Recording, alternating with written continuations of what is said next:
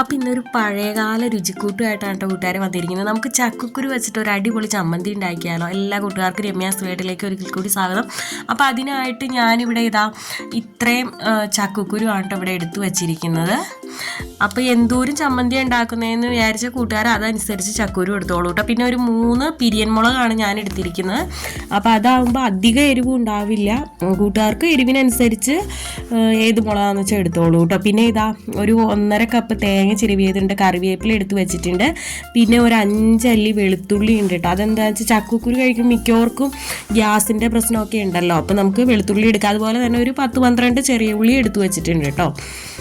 അപ്പോൾ ഇത്രയാണ് വേണ്ടത്. അപ്പം ഞാനിതാ ഒരു ചീനഞ്ചട്ടി അടുപ്പത്ത് വെച്ചു. അതിലേക്ക് നമുക്ക് ഈ ചക്കക്കുരു ഇട്ടൊന്ന് ഡ്രൈ റോസ്റ്റ് ചെയ്തെടുക്കണം കേട്ടോ.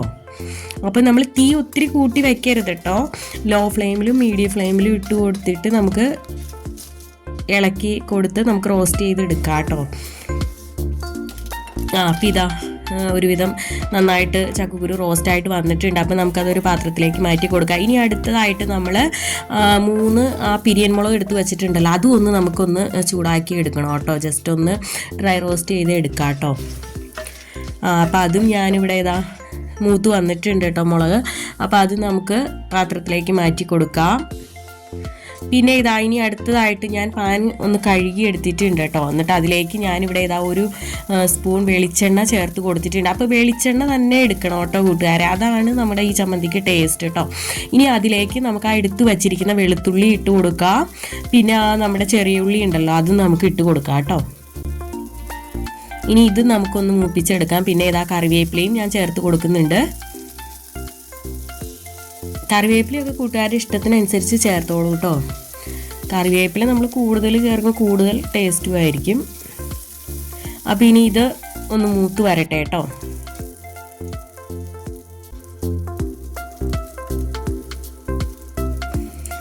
അപ്പോൾ ഇനി നമുക്ക് ഇത് മൂത്ത് വന്നിട്ടുണ്ട്. അപ്പോൾ ആ വെളിച്ചെണ്ണയോട് കൂടി തന്നെ നമുക്ക് ആ ഉള്ളി മൂപ്പിച്ചത് നമുക്ക് ആ തേങ്ങയിലേക്ക് ഇട്ട് കൊടുക്കാം കേട്ടോ. അപ്പോൾ ചക്കക്കുരു നമുക്ക് ആ തോടൊന്ന് നമ്മൾ തിരിച്ചാൽ തന്നെ വേഗം ഇളകി കിട്ടും കേട്ടോ.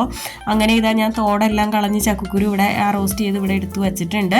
അപ്പോൾ അതിൻ്റെ ആ ബ്രൗൺ തൊലിയൊന്നും ഞാൻ കളയുന്നില്ല കേട്ടോ കൂട്ടുകാരെ. അപ്പോൾ കൂട്ടുകാർക്ക് വേണമെങ്കിൽ അത് കളഞ്ഞോളൂ, പക്ഷേ കളയേണ്ട ആവശ്യമില്ല. അതിൽ നമുക്കറിയാലോ ഒത്തിരി വിറ്റാമിൻസ് ഒക്കെ ഉണ്ടെന്നാണല്ലോ പറയുന്നത്. അപ്പോൾ നമുക്ക് അത് കളയണ്ട. ഞാൻ അങ്ങനെ തന്നെയാണ് എടുത്തിരിക്കുന്നത്. അപ്പോൾ ഇനി നമുക്ക് മിക്സിയുടെ ജാറിലേക്ക് ഇട്ട് കൊടുത്ത് ആദ്യം നമുക്ക് ആ വറ്റൽമുളകും ചക്കക്കുരു ഒന്നങ്ങ് പൊടിച്ചെടുക്കാം കേട്ടോ. എന്നിട്ട് അതിലേക്ക് നമുക്ക് ആ തേങ്ങയും ബാക്കിയുള്ള ഉള്ളിയൊക്കെ ചേർത്ത് അരച്ചെടുക്കാം. അപ്പോൾ എന്ത് ഈസിയാലേ കൂട്ടുകാരെ, ഈസിയാണ്, പക്ഷെ നല്ല അടിപൊളി കിടിലൻ ചമ്മന്തി തന്നെയാണ് കേട്ടോ കൂട്ടുകാരെ. അപ്പോൾ എപ്പോഴും നമ്മൾ ഒരേ ചമ്മന്തി തന്നെ ഉണ്ടാക്കാതെ ഇടയ്ക്ക് നമുക്ക് ഇങ്ങനെ ഒരു വെറൈറ്റി ചമ്മന്തി ഉണ്ടാക്കാം അല്ലേ. അപ്പോൾ ട്രൈ ചെയ്തോളൂ കേട്ടോ. പിന്നെ നല്ലൊരു വീഡിയോ ആയിട്ട് വരുന്നവരെ okay, tata bye bye, thanks for watching.